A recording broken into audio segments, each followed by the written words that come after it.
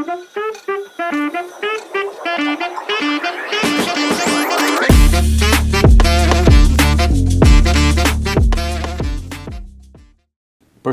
të gjithëve, ja tek rishihemi sërish në podcast me doktorin.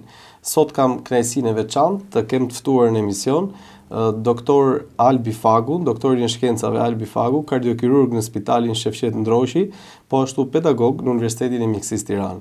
Përshëndetje doktor dhe kënaqësi që të kemi të ftuar në emisionin tonë. Përshëndetje Kentit, falenderoj që më dhe mundësi dhe mua të jemi ulur në këtë karrige ku janë ulur shumë kolegë të nderuar përpara meje, të komplimentoj që ke organizuar një mundësi për të gjithë mjekët që të flasin rreth profesionit tyre, të tregojnë historitë të tyre që kanë kaluar, për të informuar dhe ato që janë jo të përfshirë në këtë profesion, për t'i dhënë mundësinë të kuptojnë se çfarë përbën të jesh mjek dhe si është jeta e një mjeku. Falenderoj. Të falenderoj unë juve që jeni këtu. Në fakt, historia juaj është absolutisht e veçantë. Juve sigurisht përveç se një profesionist i talentuar në fushën tuaj, jeni dhe një nga ata profesionistë që keni marrë vendimin për të larguar nga Shqipëria në një realitet tjetër, më pas për të rikthyer sërish në realitetin tonë, edhe që do doja më pas gjatë emisionit të pyes në detaje, po fillimisht do doja dija pse keni zgjedhur të jeni pjesë e këtij rrugtimi, si ka qenë ëndra të qenit mjek dhe sigurisht pastaj kardiokirurg në vazhdimsi. Them drejtën, për të zgjedhur mjekësinë, për të studiuar në Fakultetin e Mjekësisë, kam pas një ndikim të rëndësishëm familjar. Unë kam disa të afërm që kanë ndjekur këtë rrugtim më përpara, por shtysa më e fortë ka qenë IMM, e cila në rininë e saj ka patur dëshirën që të jetë mjeke, dëshirë që nuk ju realizua për kushtet e kohës, dhe këtë dëshirë dhe këtë pasion ajo ma kaloi mua. Kjo ka qenë një shtysë e rëndësishme për mua. Dhe patjetër që në momentin që fillova të studioj, të jem student në Fakultetin e Mjekësisë, nxitja ime, tërheqja ishte drejt kirurgjisë, duke njohur deri diku dhe karakterin tim që preferoj një mjekësi invazive, një mjekësi që zgjidh shpejt gjërat. E dija që ky do ishte orientimi im në të ardhmen. Për këtë arsye, unë fillova të angazhohesha shumë shpejt që në vit të tretë të fakultetit në shërbimin e kirurgjisë të përgjithshme, dhe më pas në vitin e katërt u angazhova, themi, gjatë gjithë kohës time të lirë në shërbimin e kardiokirurgjisë. Arsyeja pse zgjodha kardiokirurgjinë, unë besoj që është arsyeja pse shumë njerëz impresionohen nga kirurgjia e zemrës. Në momentin e parë kur ke mundësinë si student apo si mjek të asistosh në një operacion kardiak, ky operacion është vërtet impresionues. Të shohësh zemrën që rreh në një moment gjatë operacionit ndalon dhe rikthehet, është vërtet impresionues. Kjo ndodh besoj me çdo njeri që asiston gjatë një operacioni kardiak, kjo ka ndodhur dhe me mua. Ditën e parë që unë pata mundësinë gjatë vitit të katërt Fakultetit të Mjekësisë të isha prezent gjatë një procedure të tillë të zëvendësimit të valvulës mitrale, u impresionova dhe aty në atë moment vendosa që kjo është ajo që dua të bëj. Patjetër janë dhe disa komponentë të tjerë. Kirurgjia e zemrës përveç gjesteve kirurgjikale përfshin edhe një nivel të lartë përdorimit të teknologjisë më moderne. Përfshin gjithashtu një koordinim ndërmjet profesionistëve të nivelit shumë të lartë, pra është një ekip që her pas here unë e them si shembull është si një orkestër, ku koordinimi dhe saktësia janë element të domosdoshëm për të realizuar një procedurë të suksesshme, dhe patjetër që në këtë moment unë do doja të isha pjesë e këtij ekipi, vendosa që të jem pjesë e këtij ekipi dhe insistova që të jem pjesë e një ekipi të tillë. Pastaj gjatë rrugës arsyet vetëm shtohen. Sfidat shtohen dhe arsyet vetëm shtohen për të forcuar pasionin për kardiokirurgjinë. Në fakt, doktor, kur i drejtohesh një qytetari në nivel të specialiteteve dhe i thua që jam kardiokirurg, ju e dini që niveli i emotivitetit edhe i le të themi afërsisë dhe kënaqësisë që një individ i thjesht një pacient ndjen është shumë i lartë. E keni menduar ndonjëherë që në këtë rrugtim edhe përgjegjësia është shumë e lartë për të kthyer pas deri diku edhe atë që qytetarët e shikojnë edhe të paralizueshme si të realizueshme. Keni menduar ndonjëherë përgjegjësinë e lartë që Përgjegjësia është shumë e madhe, unë besoj që për të gjithë mjekët përgjegjësia është shumë e madhe, po sidomos për kirurgët përgjegjësia është gjithmonë e përqendruar në një kohë të shkurtër. Domethënë përgjegjësia është në momentin e operacionit, përgjegjësia është shumë e madhe. Patjetër që operacionet në zemër janë operacione komplekse. Unë gjithmonë kur diskutoj me pacientët them që operacionet në zemër dhe në tru janë dy operacionet më invazive në trupin e njeriut, për arsye sepse në rast në zemër, zemra është një organ qendror. Praktikisht ne themi që operojmë zemrën, por praktikisht ne përfshijmë në operacion gjithë organizmin.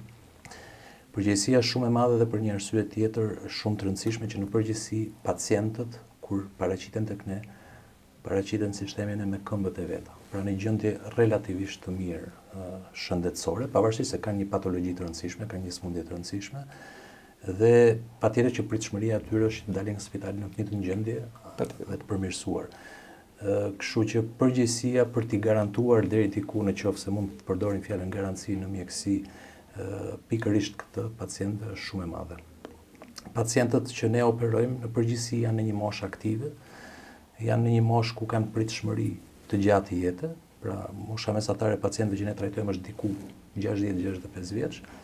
Kështu që patjetër që pretendimet e tyre të drejta janë të mëdha, për një jetëgjatësi normale, për një cilësi jete normale. Kështu që përgjegjësia për të ofruar këtë është vërtet e madhe. Faktikisht kirurgët, po në përgjithësi gjithë stafet mjekësore që trajtojnë pacientët, patjetër që këtë përgjegjësi dhe këtë lloj stresi e përjetojnë vazhdimisht çdo ditë. Pavarësisht nivelit të lartë profesionizmit apo rutinës që deri diku të mbron nga ky nivel stresi, nuk diskutohet që stresi është i vazhdueshëm dhe me një farë mase në ndikon. Statistikat tregojnë që kirurgët nuk janë profesionistët më jetëgjatë, mesatarja e jetëgjatësisë është më ulët në rastin e kirurgëve. Është ngarkesë e madhe. Doktor, si ndodhi që ikët nga Shqipëria, vendimi vështirë, në një moment caktuar të vendosësh që dua të largohem, edhe sigurisht njeriu ndërton një të ardhmë me një karrierë në një moment caktuar, dhe akoma më e vështirë është si erdhi vendimi për të rikthyer edhe një herë në Shqipëri. Kam shumë dëshirë të di këtë pjesë të historisë për të kuptuar dhe ndoshta edhe për të dhënë një mesazh ndaj të gjithë atyre që sot e kanë edhe ëndër për të larguar, dhe po ashtu ndaj shumë të tjerëve që e mendojnë për të rikthyer. Largimi im nga Shqipëria ka qenë deri një farë mase i detyruar, për arsye sepse pavarësisht angazhimit tim përgjatë gjithë periudhës studentore dhe më pas, diku 4-5 vite më pas përfundimit të fakultetit mjekësisë, unë kam qenë i angazhuar në kohë të plot në klinikën e kardiokirurgjisë, duke qenë se ky ishte pasioni im, ky ishte qëllimi im, unë doja patjetër të isha një kardiokirurg. Gjatë gjithë kësaj kohe, pavarësisht i angazhimit tim dhe pasionit tim për këtë specialitet, nuk më kriju asnjëherë mundësia që unë të isha zyrtarisht në një shkollë specializimi. Arsyet pse unë përpiqem të mos i diskutoj në detaje më, por isha në një situatë të vështirë, profesionale dhe personale, duke qenë se përballë pasionit tim dhe dëshirës time dhe dedikimit tim, vjeshin disa pengesa të pakalueshme për kohën, për të realizuar zyrtarisht marrjen e titullit kardiokirurg. Patjetër kjo ishte një periudhë e vështirë, zgjati deri në vitin 2009, ku unë në mënyrë të detyruar mora vendim që duhet largohem nga Shqipëria për të realizuar këtë ndërtimin. Rrugtimin tim e fillova në vitin 2009 në Bruxelles, në Belgjik, ku më krijua mundësia të punoj, të jemi angazhuar në 2 klinika, në Saint-Luc dhe në Saint-Jean. Dhe papritmas për çështje muajsh, të gjithë këto pengesa që pastaj kuptova që ishin artificiale, u zhdukën dhe mua më dha mundësia që të dedikohem thjesht formimit tim profesional dhe asaj që unë kisha ëndër. Në këtë moment kuptova që kthimi në Shqipëri në ato momente do ishte një vendim i gabuar për zhvillimin tim profesional, kështu që vendosa të rri në Evropë. Bëra një analizë përgjithshme se ku ishte mundësia më e mirë për të qëndruar në Evropë dhe për të marrë një formim të mirë. Dhe pas kësaj analize identifikova Gjermaninë, patjetër që mu desh të mësoj gjuhën gjermane, që në atë kohë nuk e njeh, dhe vendosa të zhvendosem drejt Gjermanisë, ku pata një kontakt me profesor Beiersdorf, drejtorin e klinikës së kirurgjisë kardiovaskulare në Freiburg, i cili ishte shumë do më paraqiti gatishmërinë për të më angazhuar në Uniklinikun Freiburg, dhe prej vitit 2013 unë fillova të ushtroj profesionin në Freiburg, në Uniklinikum, ku edhe ndoqa të gjithë etapat për të pajisur me diplomën e kirurgut kardiak pas konvalidimit diplomës të mjekësisë përgjithshme dhe pastaj të kirurgut vaskular 3 vite më vonë. Ishte një periudhë 11 vjeçare, angazhimit tim në kohë të plot në Freiburg, ku patjetër që unë u ridimensionova si kirurg kardiovaskular, fitova një nivel të lartë eksperiencë, u angazhova me ekipe të nivelit të lartë eksperiencës, me figura eminente të kirurgjisë botërore, dhe kjo për mua ishte realisht një luks të kisha mundësinë të trajnohesha dhe të angazhohesha në një ekip të tillë. Pastaj vendimi për të kthyer, në fakt, pavarësisht se tingëllon si vështirë, për mua nuk ka qenë aq i vështirë sepse unë gjithkohë kam pas mendjen për të kthyer. Domethënë, gjatë gjithë këtyre viteve në klinikat europiane, unë gjithmonë kam qenë me idenë që unë një ditë do kthehem. Arsyet pse, ndoshta sepse unë u largova nga Shqipëria në një moshë pak më të madhe dhe e kisha përjetuar Shqipërinë si me të mirat dhe të këqijat e veta. Kam lidhjet e mia familjare që për mua janë shumë të rëndësishme, prindrit e mi, dhe kam një lidhje të fortë me Tiranën dhe me Shqipërinë, të cilën se kisha harruar asnjëherë. Dhe e kuptova gjatë gjithë viteve të angazhimit tim në Gjermani që kënaqësinë e të bërit të gjërave që unë bëja në Gjermani do ta kisha shumë herë më të madhe po t'i realizoja në Shqipëri. Pra, patjetër që të trajnohesh, të formohesh në një klinikë europiane, në një shtet të rëndësishëm europian, është një mundësi e cila duhet shfrytëzohet nga të gjithë të rinjt. Unë mendoj që kjo është pjesë e rrugtimit të çdo mjeku të ri që të trajnohet në klinika me një numër të madh operacionesh, me një aktivitet elitar, me një nivel maksimal teknologjie. Dhe unë mendoj që kjo është një pjesë e rëndësishme e rrugtimit të çdo mjeku të ri. Por kënaqësia që t'jep ushtrimi i profesionit, aplikimi të gjitha teknika apo njohurive të tua që ke marrë gjatë zhvillimit tënd profesional në vendin tënd, është një kënaqësi e një niveli tjetër e pakrahasueshëm. Okej, doktor, pa më përkohë doja të dija më shumë rreth eksperiencës tuaj klinike. Në profesionin tuaj keni patur raste të pafundme, sigurisht të ndërhyrjesh, raste të vështira, raste të papritura. Jam i bindur që në memorien tuaj do të ngelet gjithmonë ai rasti më i vështirë, ai rasti më i ngarkuar, le ta themi, ai rasti i cili nuk do të harronit kurrë, dhe nëse do t'ju pyesja do të ma kujtonit menjëherë. Cili është ai rast që ka shënuar karrierën tuaj? Në qoftë se flasim për raste që në një farë mase kanë shënuar karrierën time apo më kanë modifikuar mënyrën se si unë e perceptoj kardiokirurgjinë sot, do të përmendja një rast në hapat e parë të karrierës time. Në vitin diku nga viti 2006-2007, unë isha i angazhuar si asistent në klinikën e kardiokirurgjisë në QSUT, dhe ku unë isha aftësuar me kalimin e kohës të kryeja pjesë të procedurave kardiake dhe kisha filluar të bëja disa operacione të para në zemër, si kirurg i pavarur, patjetër në asistencën e kirurgëve me eksperiencë, ishin pra vitet e para të zhvillimit tim si kardiokirurg. Dhe tek ne u paraqit një zonjë diku në moshën 50 vjeçare, e cila do t'i nështrojë një operacioni deri diku rutinë në kirurgjinë kardiake, zëvendësimit të valvulës së aortës. Zonja në fjalë kishte një gjendje, një variacion, paraqitje një variacion anatomik, që është bikuspidia e aortës. Në rastet normale, pra në anatominë normale, valvula e aortës përbëhet nga 3 kuspise, ndërkohë që në 1% të vogël të rasteve paraqitet një variacion anatomik ku valvula e aortës është bikuspide, pra përbëhet nga 2 fletë. Ky është thjesht një variacion anatomik, nuk përbën në vetvete patologji, por që shoqërohet shpesh me një ndryshim strukturor të murit të aortës ngjitëse, aortës ascendente, dhe ky ndryshim strukturor rrit tendencën e aortës ascendente për të formuar zgjerime aneurizmatike. Pacienti në fjalë nuk kishte një zgjerim aneurizmatik, por muret e aortës ishin mjaft holla dhe mjaft delikate. Patjetër duke realizuar procedurat rutinë të kanjulimit të aortës dhe të atriumit të djathtë, të cilat janë të nevojshme në çdo operacion me zemër të hapur për të lidhur pacientin apo pacienten me qarkullimin ekstrakorporal. Pra, gjatë një operacioni rutinë kardiak, ne duhet ndalojmë zemrën që të kryejmë procedurat intrakardiake, dhe gjatë këtyre manovrave për të instaluar qarkullimin ekstrakorporal, në një prej suturave që unë po përdorja për të krijuar ato suturat rrethore që fiksojnë kanjulat, u krijua një grisje, një laçerim i aortës ascendente, i cili për shumë pak sekonda e agravoi situatën në mënyrë të rëndësishme.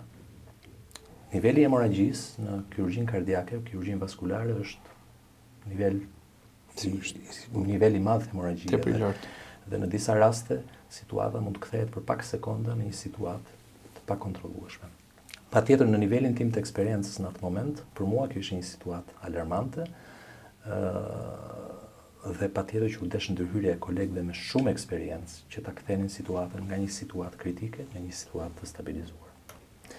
Nga ky rast, unë nxora një mësim shumë të rëndësishëm, që pavarësisht se operacionet kardiake duke qenë se janë operacione që planifikohen paraprakisht në mënyrë të detajuar dhe prej kësaj në shumicën e rasteve kanë një ecuri standard, në kirurgjinë kardiake dhe vaskulare, për çështje sekondash situata mund të kalojë në një situatë tjetër të pakontrollueshme, ku niveli i eksperiencës është shumë i rëndësishëm. Dhe unë këtë rast ja tregoj gjithmonë dhe kolegëve më të ri, si në Shqipëri edhe në Gjermani, për t'i dhënë të kuptojnë që secili nga ne në momente të ndryshme të karrierës duhet jetë i aftë të kuptojë limitet e tij. Pra, ne duhet të dimë çdo moment të karrierës tonë limitet tona, sidomos në hapat e parë të karrierës, sepse patjetër që ajo që bëjmë ne mund të kthehet në një kohë shumë të shkurtër në një situatë mjaft rrezikshme. Dhe është e rëndësishme që edhe formimi i brezave të ri, kirurgëve të ri, duhet bëhet gjithmonë në një ambient shumë të kontrolluar, si në rastin në fjalë që unë sapo përmenda, ku prezenca e kirurgëve me eksperiencë të nivelit lartë e zgjidhen situatën në mënyrë më të mirë të mundshme. Absolut. Doktor, po në raste të tjera në cilat ndoshta nuk kanë qenë operacionet që i përkasin rutinës ose ato që janë më të zakonshme në fushën tuaj, po janë operacione të një graviteti më të madh. Mund të dim diçka më tepër në një rast të veçantë, në një rast specifik që keni pasur karrierën tuaj? Rastet janë shumëta. Faktikisht angazhimi për shumë vite në një qendër universitare në Gjermani detyrimisht më ka vënë në kontakt me raste të tilla, sepse duhet kemi parasysh që qendrat universitare nuk selektojnë pacient. Pra, në Gjermani, si kudo në botë, kemi dy lloje qendrash, pra qendra universitare dhe qendra jo universitare. Qendrat jo universitare në përgjithësi selektojnë deri diku nivelin e pacientëve që pranojnë për t'i trajtuar, ndërkohë që qendrat universitare duhet pranojnë të gjitha rastet në të gjitha situatat e mundshme.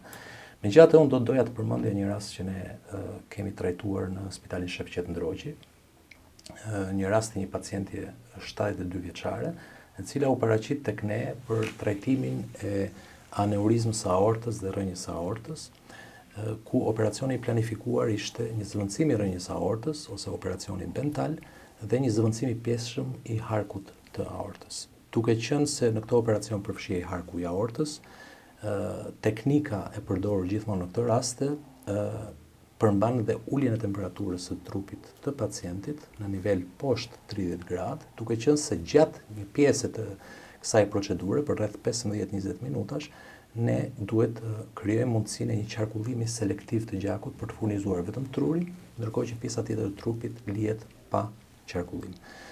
Për të mbrojtur organet e tjera, është e detyrueshme që organizmi të kalohet në hipotermi për të ulur nivelin e metabolizmit dhe nivelin e konsumit të oksigjenit. Operacioni, pavarësisht se i komplikuar, ky është një operacion i nivelit lartë kompleksitetit, u zhvillua deri në momentin që u realizuan të gjitha anastomozat pa probleme. Një operacion që zgjati deri në këtë moment 6 orë. Në momentin që ne ngarkuam zemrën, pra rivum zemrën në funksion, ngarkuam zemrën, në pjesën distale, në pjesën e anastomozës së harkut, duke qenë se dhe aorta kishte mure të holla, se për këtë arsye kishte pësuar dhe një ndryshim aneurizmatik, aty filloi të shfaqej një hemorragji, e cila fillimisht ishte jo aq shumë e rëndësishme, ne tentuam ta korrigjonim me sutura direkte për t'i dhënë një zgjidhje më të thjeshtë, por niveli i hemorragjisë u shtua gjithmonë më shumë derisa ne kuptuam që kjo është një situatë që nuk mund të zgjidhet me një manovra të thjeshta. Patjetër që deri në këtë moment ne kishim 7 orë në sallë dhe nuk flasim për 7 orë për stafin, por janë 7 orë që pacienti është në operacion.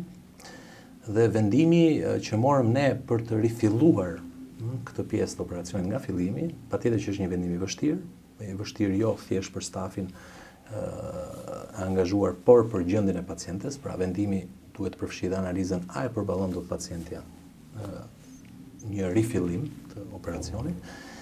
Megjithatë vendimi patjetër që u mor shumë shpejt sepse ishte një situatë që kjo ishte zgjidhja e vetme. Riinstaluam qarkullimin ekstrakorporal, riulëm temperaturën e pacientes në këtë radhë poshtë 25 gradë, sepse kuptuam që situata mund të ishte më problematike, dhe rifilluam të ndërtojmë harkun e aortës, aty pikërisht ku ishte vendosur anastomoza, duke përdorur perikardin, sipër e zemrës së pacientes, për ta stabilizuar dhe për ta përforcuar, sepse kuptuam që muri i aortës në këtë zonë nuk ishte e pamundur që të mbante suturat dhe të kishte një anastomozë stabil. Rikonstruktuam pjesën e harkut të aortës dhe mbi këtë rikonstruksion me perikard rivendosëm anastomozën. E thënë me fjalë është e thjesht, por situata na bëri që operacioni zgjasi 13 orë në total.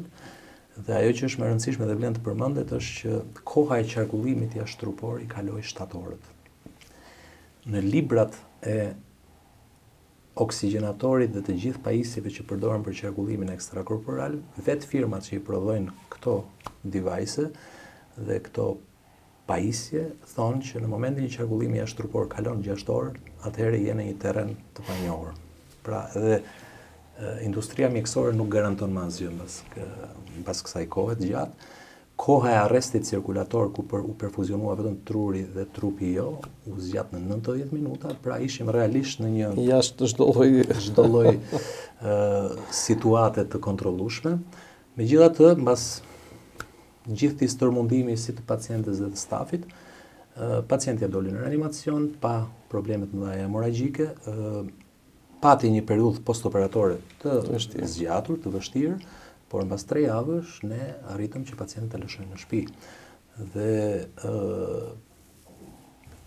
vazhdimisht marrim foto dhe video nga pacientja që na përshëndet dhe që gëzon shëndet plot. Kjo është një operacion realisht i madh. Unë një javë më mbas e diskutova këtë me shefin tim aktual në Universitetin e Freiburgut, që është po është eminenca kryesore botërore për kirurgjinë e aortës, dhe ai realisht na përgëzoi që në një spital relativisht të ri, ne kryejm kirurgji kardiake prej 3 vjetësh e gjysmë, ne arritëm të japim zgjidhje një procedure kaq komplekse. Kush na dëgjon në këtë moment thotë njeriu 13 orë nëse e lë të riulur vetëm duke parë televizor, do vi një moment që do mërzitet, ose nëse e lë të ri pas një lloj aktivitet. Po 13 orë në sallë operacioni me përgjegjësinë e njeriu që ti në mënyrë të vazhdueshme tenton ta rikthesh në jetë dhe duke bërë maksimumin, është përgjegjësi e jashtëzakonshme dhe sigurisht një punë e madhe e bërë që patjetër meriton komplimenta pa diskutuar për angazhimin. Doktor, po në një rast tjetër i cili ka përfshirë dhe shërbime tjera, ose ndoshta keni qenë përpara një zgjidhje të vështirë, diçka që prap mund të jetë me interes për ta ndarë me ne nga karriera juaj? Në fakt, aktiviteti i përditshëm sidomos në Gjermani përmban pikërisht kombinimin e shumë specialiteteve, bashkëveprimin e shumë stafeve. Sot flitet gjithmonë më shumë në mjekësinë kardiovaskulare për heart team, pra nuk flitet për specialitetet të ndara, kardiokirurgjia, kardiologjia, angiologjia, kirurgjia vaskulare. Sot flitet për një ekip të zemrës apo një ekip vaskular. Unë mendoj që në të ardhmen mjekësia kështu do të funksionojë. Pra ne aktualisht në gjithë botën jemi 2 specialitete që trajtojmë të njëjtin organ. Le ta quajmë 2 specialitete, se në fakt janë një specialitet, dhe patjetër që tendenca në të ardhmen është drejt fuzionimit, këto janë vetëm hapat e para. Patjetër që në Freiburg kjo funksionon në mënyrë rutinë, ka procedura që kryhen në mënyra të përbashkëta, në ekipe të përbashkëta. Unë do doja të theksoja 2 raste shumë interesante. Njëri rast është rasti një pacienti, që rastësisht ishte shqiptar, ku kardiologët kishin planifikuar të eksplantonin, të hiqnin sondat e vjetra të pacemakerit që kishin implantuar para 10 vitesh, të cilat ishin të infektuar. Dhe për të trajtuar këtë infekcion, duhet patjetër që materiali huaj të largohet një herë në mënyrë që të funksionojnë sa më mirë antibiotikët. Eksplantimi atje bëhet duke përdorur teknologjinë e lazerit, është një procedurë, themi, minimal invazive, endovaskulare. Por në raste të caktuara kardiologët kërkojnë praninë e një kardiokirurgu në sallë për të reaguar në mënyrë të shpejtë në rast të një komplikacioni të mundshëm. Komplikacioni i mundshëm në këtë ndërhyrje është një hemoragji masive nga laçerimi i enëve të mëdha të zemrës apo i vetë zemrës. Në përgjithësi, në shumicën ndërmuese të rasteve nuk ndodh asgjë por ne duhet jemi aty të gatshëm. Në këtë rast, kardiologu në fjalë, doktor Ressler, më thotë, të lutem Fagu, dua që ti jesh prezent steril në tavolinë. Pra nuk dua të presësh aty në dhomë, por dua të jesh i përgatitur sikur do operosh nga momenti në moment, sepse ai e njihte se çfarë sondash duhet eksplantonte dhe dinte që situata është e rrezikshme. Patjetër që ne përgatitëm çdo gjë për çdo rast urgjence. Dhe në momentin që po eksplantoheshin sondat, pacienti patjetër është monitoruar në 4 anët me sondën e ekos transesofagale që monitoron direkt situatën intraperikardiale dhe për fraksion sekondash ne pam thjesht që perikardi u mbush me gjak në eko. Tensioni i pacientit zbriti në vlera 2-3, praktikisht pa pajtueshme me jetën. Të gjithë aparaturat me cilat ne monitoronin pacientin patjetër që dhanë shenjat e dekompensimit akut situatës, saturimit cerebral që ne përdorim rutinë, tregoi vlera shumë të ulta të oksigjenimit, praktikisht në një situatë ku pacienti ne duhet reagonim për çështje minutash. Në këtë moment situata kthehet nga një situatë e kontrolluar e planifikuar, kthehet në një kirurgji lufte. Pra asnjëri nuk mendon më, thjesht veprohet dhe ne ndërhyjmë duke bërë gjithë procedurat për pas aksesin në zemër, sternotomia, pra hapja e kraharorit. Në momentin që hapa perikardin, të them drejtën, ishte një situatë që nuk e kisha parë asnjëherë, sepse patjetër hapim perikardin, presim të shohim zemrën, sipërfaqen e zemrës. Unë aty hapa perikardin dhe pash brendësinë e zemrës. Praktikisht muri i atriumit të djathtë ishte laçeruar në një formë të tillë sa që unë pash direkt valvulën trikuspidale. Në këtë situatë, patjetër është e vështirë të instalosh qarkullimin ekstrakorporal, sepse veprimi vetëm që duhet bërë në fillim të kësaj situate, duhet instalohet qarkullimi ekstrakorporal që ne të realizojmë një presit të kemi mundësi të punojmë, pra të realizojmë një lloj minimum perfuzioni që të mbajë trupin gjallë. Them drejtën në detaje, nuk e mbaj mend asun se çfarë ka ndodhur aty, sepse reagimet janë shumë instiktive. Arritëm të vendosim një perfuzion periferik diku 2 deri në 3 litra për minutë nëpërmjet të gjithë aparaturave që na japin mundësinë të lidhemi me qarkullimin ekstrakorporal dhe pastaj vazhduam të riparojmë pikërisht të dëmtim të zemrës. Patjetër që gjithë kjo periudhë zgjati më shumë se 10 minuta, diku 15 minuta. Dhe 15 minuta pacienti ka qenë me një tension të pamatshëm, me një vlerë të saturimit cerebral të pamatshme. Dhe ne gjatë gjithë kohës që realizonim këtë procedurë dhe bënim gjithë hapat të njëpasnjëshme, ne në mendjen tonë kishim qartë që pacienti nuk ja del. Çuditërisht pacienti u zgjua të nesërmen, pa asnjë problem neurologjik. Dhe ky është një rast që unë sa herë takoj doktorin në fjalë, e vetëm gjë që më përmend më thotë ai shqiptari më vjen për kontroll dhe nuk ka asnjë lloj problemi. Kjo është ai momenti kur ti kupton që disa pacientë sjellin fatin me vete. E marrin fatin me vete në operacion, sepse pavarësisht asaj që bëm neve, kohëzgjatja kur pacienti ishte me tensionet e ulta ishte shumë e gjatë. Pra, patjetër që tu ka disa elemente të tjera që në rast se do të vinte ky pacient dhe do të thoshte doktor, fal jush edhe me ndihmën e Zotit ja dola, ju si doktor kirurg do të thoshit fal nesh apo fal jush edhe Zotit ja doli? Do thoja fal Zotit. Për rastin konkret do thoja fal Zotit. Unë faktikisht kur flas me familjarët, flas me pacientët, kur i sqaroj për operacionin, këtë ja sqaroj shumë mirë. Ka pacientë që thonë fal jush, unë i them jo, fal Zotit. Është shumë e rëndësishme. Ne jemi pastaj mjete për të realizuar atë që është e parashikuar. Doktor, do doja të dija, sigurisht në karrierën tuaj ka dhe raste që edhe pse puna mund bëhet maksimale, por shumë arsye, ndoshta gjërat nuk shkojnë ashtu siç duhet. Sigurisht një arsye mund të jetë koha. Unë kam asistuar vetë në raste pacientësh të cilët më kanë kërkuar një ndihmë për të shkuar në kardiokirurgji, për të patur një kontakt kardiokirurgu, por në një kohë shumë të vonë, te i kalim çdo limiti normal kohor. Dhe ju sigurisht keni dhe raste të tjera për shumë arsye të tjera, kur edhe pse puna bëhet maksimale, gjërat nuk shkojnë ashtu siç duhet. Mund të ndash me ne në një rast tillë? Patjetër, ne në profesionin ton ne kemi fatin faktikisht që në rastin e kardiokirurgjisë në shumicën ndërmuese të rasteve jemi të suksesshëm. Kjo është edhe një nga ato arsyet pse mua më pëlqen kardiokirurgjia. Por patjetër që si çdo kirurg edhe ne kemi raste kur dështojmë. Dështimet janë për arsye të ndryshme. Në shumicën e rasteve dështimet vijnë si rezultat i patologjive të ndryshme që pacientët sjellin me vete, moshës avancuar apo edhe situatave urgjente ku operacioni kryhet në mënyrë emergjente dhe pacienti nuk është i përgatitur fizikisht dhe plot elemente të tjera që përfshin urgjenca.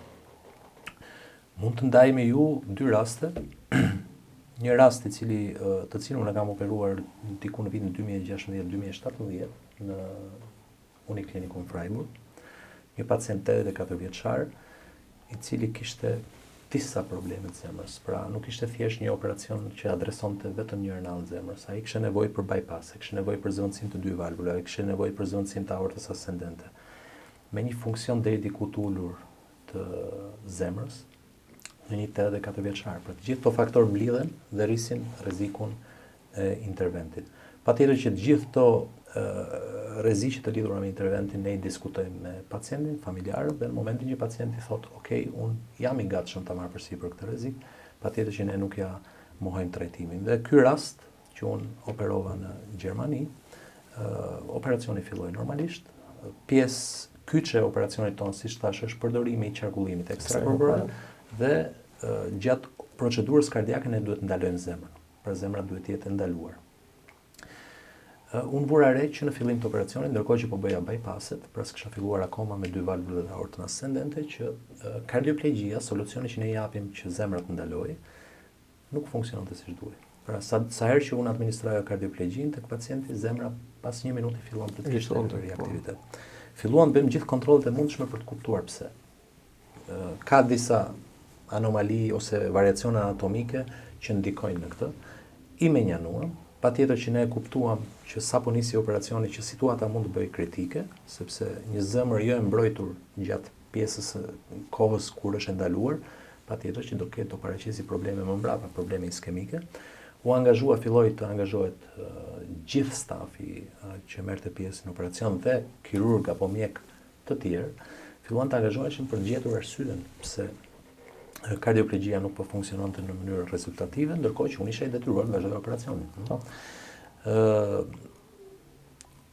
U rivlerësuan nga anëtarët e tjerë të stafit që ishin të lirë në atë moment të gjithë ekzaminimet preoperatore për të identifikuar një problem dhe nuk u gjet asnjë problem. Në këtë moment situata patjetër që u kuptua që do bëhej e rëndë dhe aty në sallë unë kisha asistent një kirurg tjetër, në sallë erdhi shefi i shërbimit, profesori jon, i cili e kishte kuptuar që situata ishte e rëndë, u fut në sallë dhe më tha, "Fagu, tani do të asistoj unë. E di që situata është e rëndë, është e rëndë për ty, është e rëndë për mua, asnjëri nga ne nuk e kupton pse kjo po ndodh, po ne operacionin do ta vazhdojmë bashkë." Operacioni vazhdoi në mënyrë standarde, patjetër duke pas idenë që zemra nga ky operacion të dalë e dëmtuar në mënyrë të rëndësishme. Provuam tani unë po hyj në detaje më të hollësishme, provuam çdo lloj gjë për të mbrojtur zemrën gjatë këtij operacioni. Dhe patjetër pas operacionit ne e vëmë re që funksioni i zemrës është reduktuar në mënyrë të rëndësishme. Patjetër që ne atje kishim mundësinë të implantonim ECMO ose extracorporeal membrane oxygenator, që është një asistencë aktive si hemodinamike ashtu edhe për oksigjenimin e gjakut, e cila e mban pacientin gjallë për t'i dhënë mundësinë që muskuli i zemrës të rifitojë funksionin. Patjetër që në këtë kompleksitet operacioni, në moshën e pacientit dhe në gjendjen e tij paraprake, kjo nuk ndodhi. Dhe ne mbas 3 ditësh u detyruam të tërhiqemi dhe të ndërpresim terapinë. Ky është një nga rastet që ne pastaj diskutuam me një staf të gjerë në një mbledhje ku ishte përfshirë gjithë stafi për të kuptuar se çfarë kishte ndodhur. Realisht mbetëm pa shumë përgjigje. Në situata të tilla ku përballesh me një sallë të tillë që edhe pse jep maksimumin, edhe pse vështirësia është sigurisht si çdo ndërhyrje tjetër kirurgjikale, A të ka shkuar ndonjëherë në mendje të bësh ndonjë hap pas, të ka shkuar ndonjëherë në mendje që ndoshta për shkak të vështirësisë që kanë në raste të caktuara të ngarkojnë në mënyrë emocionale për të bërë një pushim, le të themi. Ndoshta s'po themi hap plotësisht pas, por ndoshta një pushim të gjatë në kohë. Jo. Për një arsye të vetme, sepse unë e di që kur marr përsipër diçka, kur nis diçka, e di që jap maksimumin. E di që edhe kur kam përballë raste të vështira, i dedikoj edhe para përgatitjen e duhur, edhe kohën e duhur, pra praktikisht unë, po besoj gjithë kirurgët, i dedikohen maksimalisht të pacienti që trajtojnë. Patjetër që her pas here, në momente lodhje ekstreme, të lindin mendime që pse e bëj këtë punë. Po sigurisht.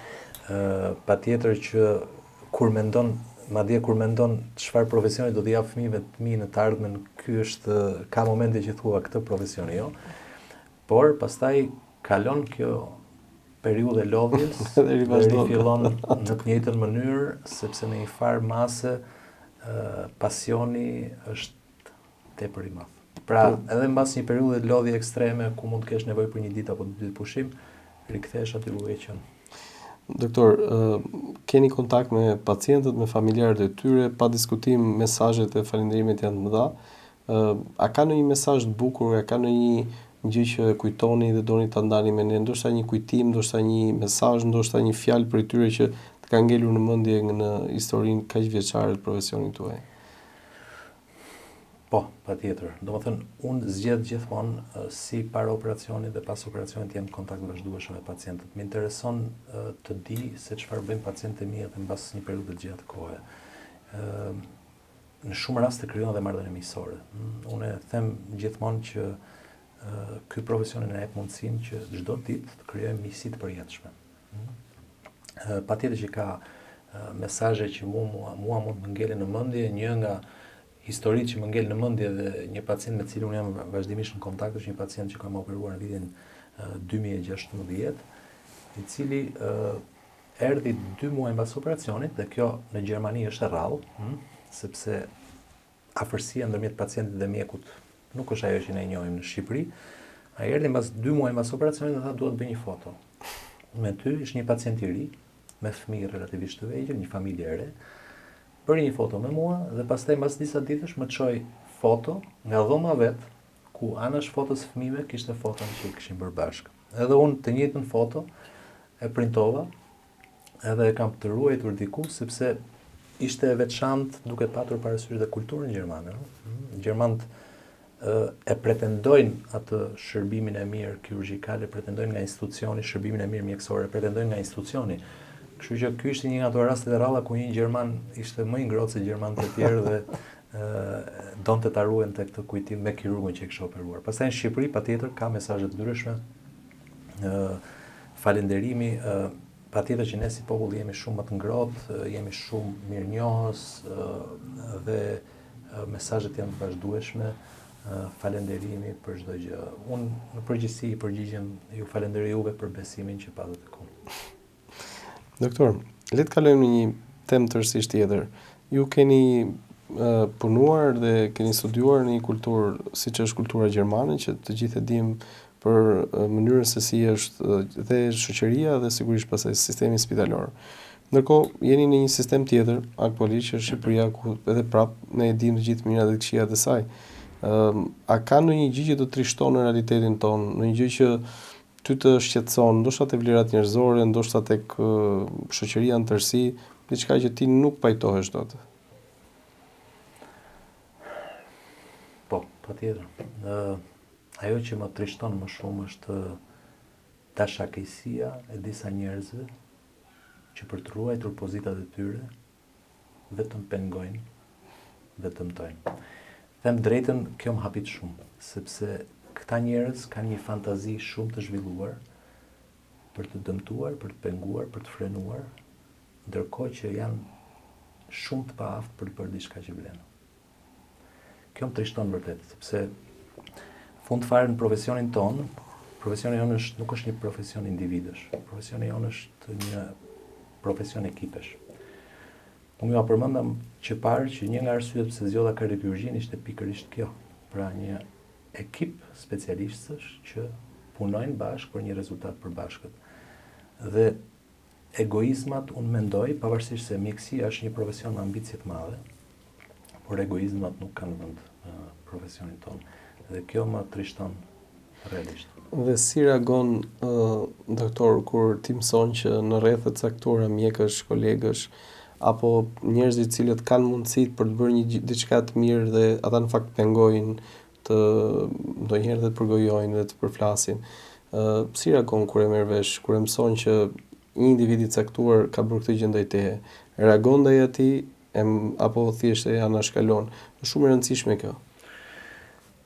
Dikur reagoja, dikur përpiqesha dhe kur dëgjoja që dikush ka thënë diçka për mua, diçka të keqe për mua, mundohesha të ndryshoja opinionin. Pastaj me kalimin e kohës, fillova të kuptoj që këto janë disa procese psikologjike, tek disa njerëz të caktuar, disa procese të nevojshme psikologjike, janë të bazuar në mekanizma mbrojtës, nuk po dua të dal në fushë që nuk më përket, por në disa mekanizma mbrojtës primitiv dhe janë si një ushqim për këto njerëz. Pra në fund fare çdo gjë lind, zhvillohet dhe përfundon në mendjen e tyre, kështu që unë zgjedh të jem neutral.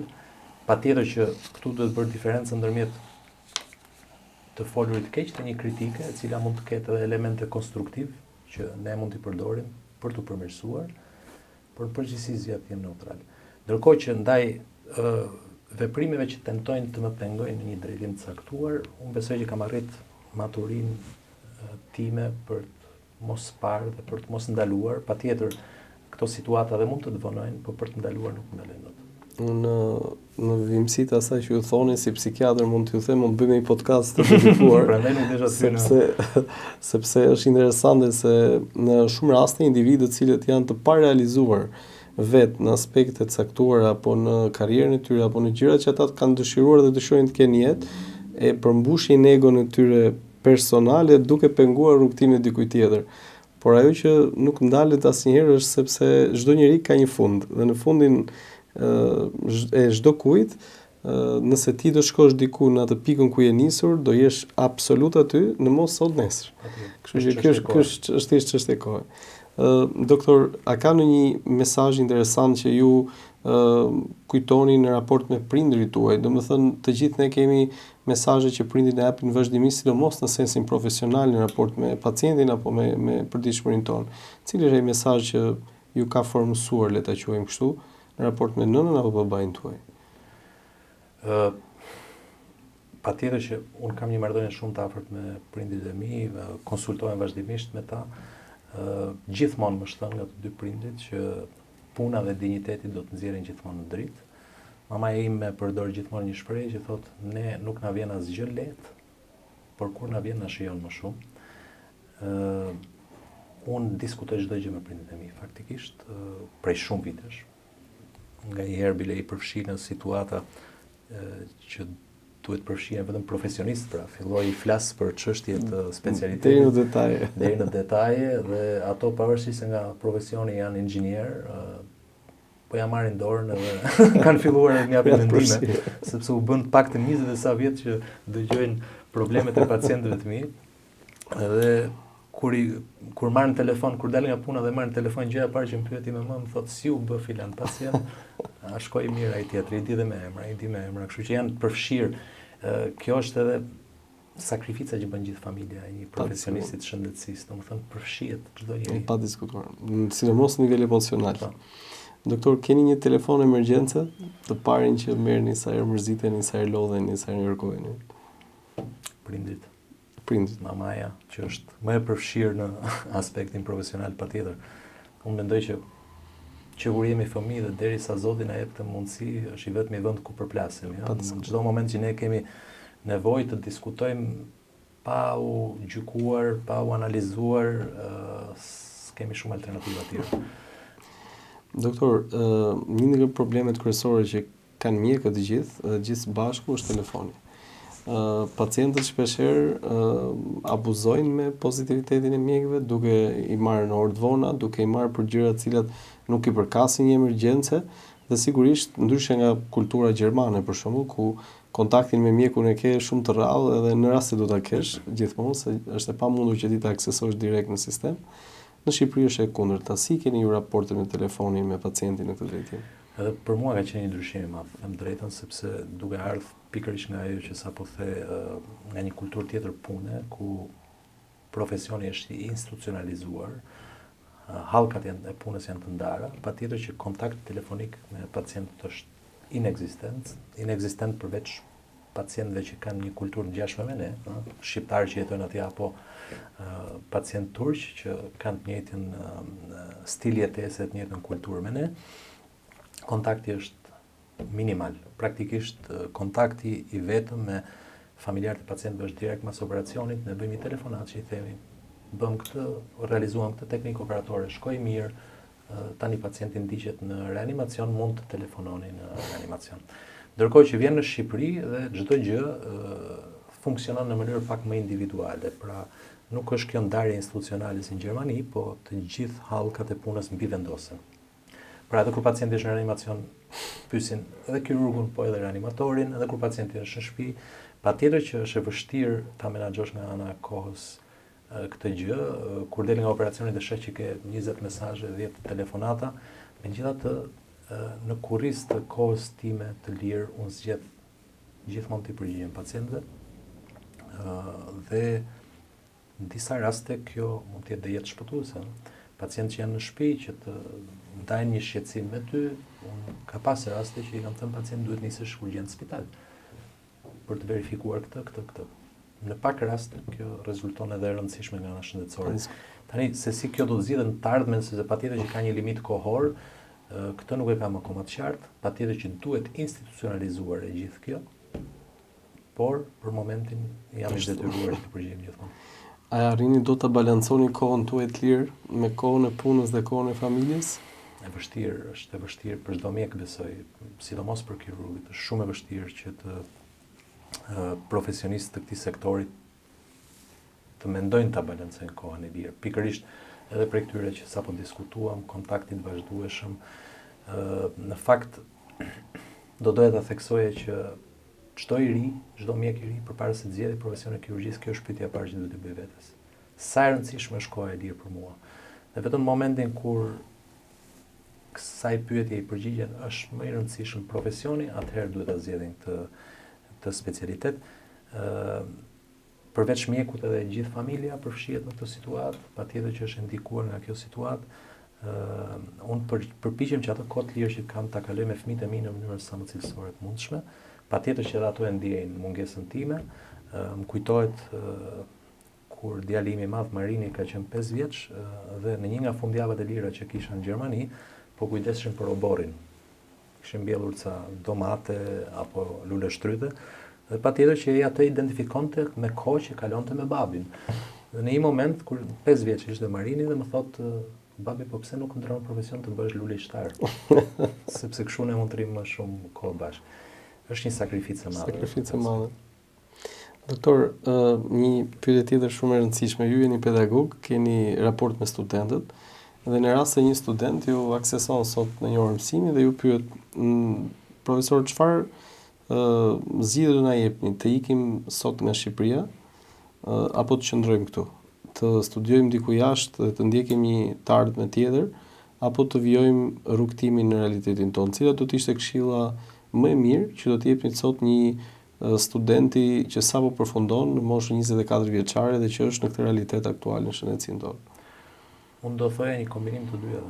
Në fakt, ka shumë vite që diskutohet fakti që mjekët shqiptar largohen. Patjetër që këtu ka elemente të tjera sociopolitike që duhen analizuar, por lëvizja e mjekëve duhet parë në një aspekt pozitiv, trajnimi i tyre. Patjetër që një mjek duhet të trajnohet diku në një klinikë europiane, amerikane, botërore, nuk ka rëndësi, por në një klinikë me një nivel të lartë eksperiencë, një nivel të lartë teknologjie. Këtë gjë e bëjnë dhe mjekët gjermanë. Pra, në përgjithësi dhe mjekët e ri gjerman, pavarësisht që trajnimi në Gjermani është në nivelet maksimale, në një periudhë caktuar zgjedhin të zhvendosen zakonisht drejt Amerikës, drejt Shteteve të Bashkuara, për të marrë një nivel eksperiencë më tej. Kjo nuk është humbje, kjo është përfitim. Patjetër që unë konkretisht, disa studentë që ma kanë bërë këtë pyetje, unë i kam dhënë eksperiencën time. Patjetër që shkollimi mund të bëhet këtu, patjetër që edhe specializimi mund të ndiqet këtu, por në një moment të caktuar, për një periudhë caktuar, duhet të shkojnë të mbledhin eksperiencë. Kjo është përfitim për sistemin tonë shëndetësor dhe është diçka që do ndikojë në mënyrë të ndjeshme në të ardhmen e mjekësisë së Shqipërisë. Patjetër që qëllimi jon duhet të jetë që ato mjekë që janë atje t'i kthejmë në Shqipëri. Dhe kjo do jetë një përfitim shumë i madh për mjekësinë. Në fund fare, të gjithë mjekët që janë larguar, i është ofruar një mundësi e një trajnimi të paguar në një kualifikimi në nivelin më të lartë mundshëm. Atëherë, ky është një bagazh, të cilin ne duhet ta rikthejmë në Shqipëri. Doktor, cili është qëllimi që keni vendosur vetes? Qëllimi juaj profesional në jetë, ajo që do doje që gjatë gjithë kohës të mbahesh e mend, le të themi. Unë kam një qëllim të qartë, një arsye të qartë dhe një qëllim të qartë pse jam kthyer në Shqipëri. Kjo nuk ka domosdoshmërisht lidhje që unë për këtë duhet mbahem mend, nuk është ky interesi im primar. Qëllimi im është i qartë. Asnjë pacient të vijë një moment ku asnjë pacient shqiptar mos ketë nevojën të shkojë për një operacion kardiak diku jashtë Shqipërisë. Tingëllon shumë e madhe, është shumë e realizueshme. Ne e kemi realizuar këtë në të paktën 2 sektorë të kardiokirurgjisë. Kirurgjia koronare që realizohet aktualisht në Spitalin Shef Qendroqi është e njëjtë me nivelin e klinikave më të mira gjermane. Ne realizojmë kirurgji total arteriale, ne realizojmë kirurgji me zemër në punë, pra në zemër në aktivitet, e quajtura off-pump, ne realizojmë kirurgji koronare minimal invazive. Këtë kombinim të këtyre 3 teknikave nuk realizohet në 80 qendrat ku realizohet kardiokirurgjia në Gjermani, por vetëm në një pjesë të tyre. Këtë kemi realizuar për kirurgjinë konservative, kirurgjinë reparative të valvulave, sidomos valvulës mitrale. Pra ne riparojmë valvulën në kirurgji minimal invazive. Qëllimi, jo shumë i largët, është që të gjithë gamën e operacioneve që realizohen sot në botë, ne të realizojmë këtu dhe asnjë pacient mos ketë arsye të vërteta për të larguar nga Shqipëria për të trajtuar diku tjetër. Po kjo është absolutisht një nisëm shumë interesante. Ju e kuptoni që çfarë besimi do kishin pacientët që dëgjojnë një mesazh të tillë kur ju e dini që në momente të caktuara në një problem madhor një pacient menjëherë shkon mendja për të ndërmarrë një konsultë tjetër diku. Ndaj kjo është një ndër absolutisht për mua një ndër lajmet më të rëndësishme. Doktor, a ka një mesazh që apo një këshill që ti u jep fëmijëve të tu sot në raport me mënyrën se si duhet ta jetojnë jetën dhe në raport me shoqërinë? Të jetojnë një jetë dinjitoze, mundësisht një jetë mirë, patjetër kur këshillon fëmijët e tu je më pragmatist për të evituar një jetë vështirë, por të jetojnë një jetë mirë, një jetë dinjitoze dhe të drejtë. Kjo do ishte këshilla ime. Dhe ja jap vazhdimisht. Dhe cili është ai mesazh që do doje të jepi të rinjve në tërësi në vendin tonë? Ndiqni pasionet, mos u trembni nga pengesat. Unë mendoj që vështirësitë janë thjesht mënyra që Zoti ka zgjedhur për t'ju përgatitur për atë që vjen. Doktor, unë të falenderoj shumë. Ne kemi ardhur në fund të emisionit, një bisedë jashtëzakonisht shumë interesante, edhe uroj dhe shpresoj të kemi dhënë mesazhet e duhura. Shpresoj edhe unë dhe të falenderoj shumë. Ishte kënaqësi për mua. Faleminderit. Duke ju falenderuar të gjithëve për vëmendjen tuaj, do të shihemi si çdo të mërkurë në ora 19 në podcast me doktorin. Faleminderit.